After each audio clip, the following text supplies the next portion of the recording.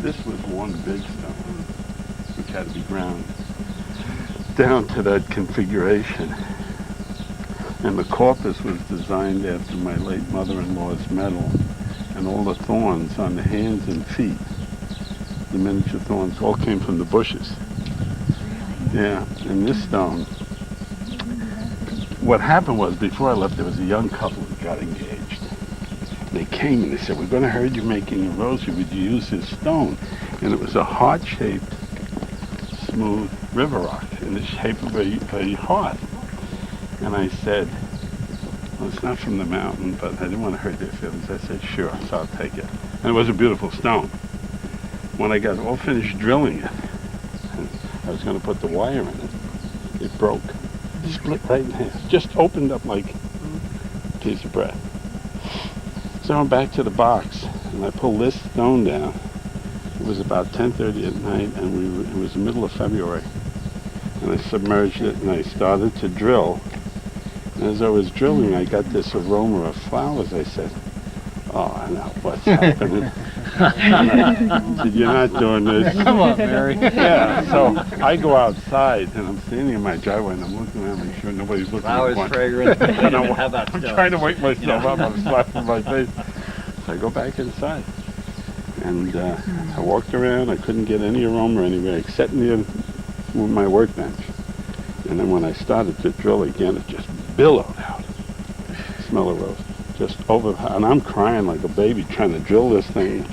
And I'm saying, "Do I tell my wife? Don't I tell her?" I said, "If I call her and tell her, she'll say 911, come get him." So I didn't tell her for 3 weeks. Really? But I knew something was going to happen. I knew the rosary was going to be extraordinary. And when I coated this, I love it. yeah, even the links were made by hand. Every link had to be hand twisted. Because I couldn't, and it's all stainless steel. And then they're connected, Yeah. so the wires go through. Oh, yeah. And then you twist the wires Right. in order to, so it'll never come apart. No. Beautiful. Now, sometimes things are in the eyes of the beholder, but to me there's a There plain is, face right yeah. there. Is there? You're one of the few that picks it up, but there is, right behind the thorns. If you're looking, you'll see, Yep. you can pick up the image of a face. Oh, yeah, and the beard, Yeah. and the nose, Yes. and the Oh.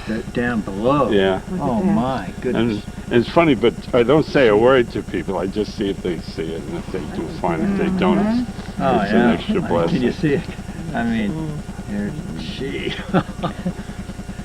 But this stone, Jim, it was 8 coats of epoxy. The first 6 went fine. The 7th one wouldn't dry. Now the manufacturer said when you mix the epoxy, the hardener and the resin, you'll get millions of ginger ale bubbles. And said all you have to do is go with your warm breath, and it'll like melt it. And it did every time. The 7th coat would not dry. For 3 weeks I hardened it. I tried to put it in the stove. I put it in the fridge. Nothing would harden it. And I was getting ready to leave for Medjugorje, and I said to my wife, "I got to get another coat on this and hope it'll harden over what's there."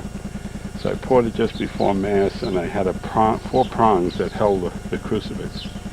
And I poured it over it, and I leaned down, and I went, and as I did, it went, whoo! What the heck was that? Flash of heat came right back up in my face, like over a stove. I reached down and touched it. It was almost as hot as a rock, and I had just poured it. So I said, "Oh boy." You know, it was wild. My son Patrick and I got in a little tiff one night, and I went in the garage to work on it. And in the process, I had never broken more than 1 stone at a time underwater. I broke a stone, put a new one in, broke it, another one, broke it, another one, broke it. Every stone I touched broke. About the 8th stone, and I said, "You don't want me to work on this, do you?" So I put it away and didn't touch it for 3 weeks. And I came back and worked on it. Beautiful. Perfect. And I finished with the exact number. Didn't have one left over. That was so funny.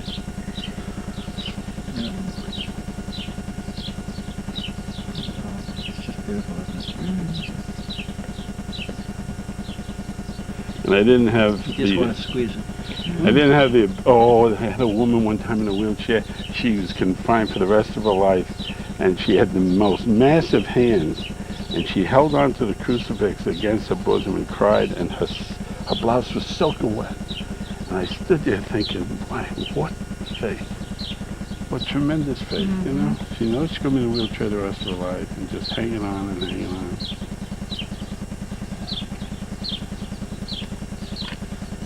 After I pray with you, I'm going to tell you the story about Lourdes.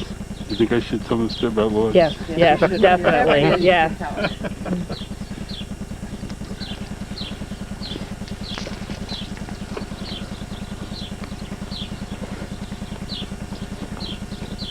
You and Jim together.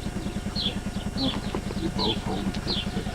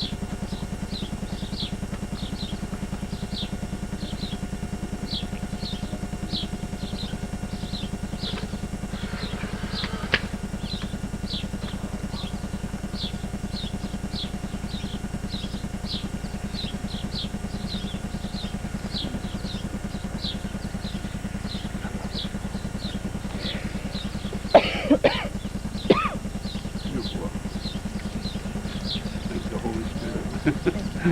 Thank you, Holy Spirit.